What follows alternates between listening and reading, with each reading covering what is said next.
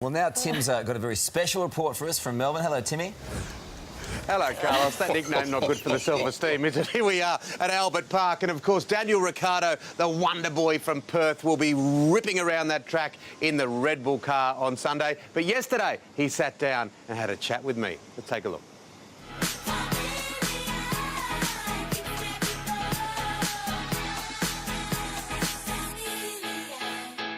Here we are, Melbourne. How good would it be to be on the podium here? Delightful, splendid, delicious. It's crazy, the 10th year I've been away from home now, so every time I come home it kind of feels, initially it like feels foreign, but then like after 24 hours I'm like, okay, yeah, this is home. I saw the smile on your face in Malaysia. For me, that had to happen last year. I'd done everything I could to win a race, and we're getting towards the end of the season, and I didn't feel it was slipping away, but I was just like, look, if I keep chipping away, then the opportunity will come. So many Formula One drivers over the time have been very Stiff. on the money, stiff. But you are this very likeable larrikin. I didn't have a plan to say, okay, this is what I'm going to do, this is how I'm going to act. It's all me, I guess, it's all natural. And you did the shoey. I had no idea how they would respond, you know. I was like, I got to try and loosen this up. Another thing that just took off virally was Filipino Massa's Felipe's son, and you guys on the pedal cars. And go! Don't crash, don't crash. Felipe messaged me, I think the day before, saying Filipino wants to race you. He's like, come over tomorrow and, you know, have a little race with him. You know, he has that sort of life outside of F1, and I can resonate with that.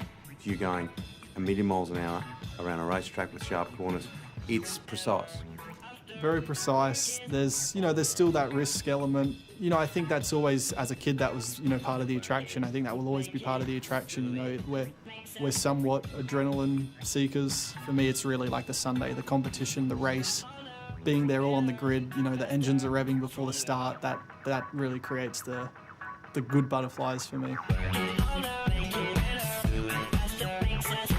Okay, well, here we go, Daniel. Mate, screen's looking beautiful. It's good.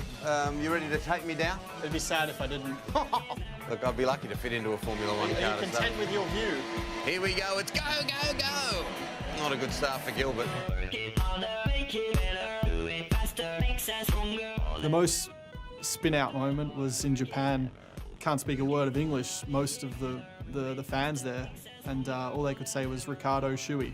And that was like, and they were like, you know, signalling shoey, shoey.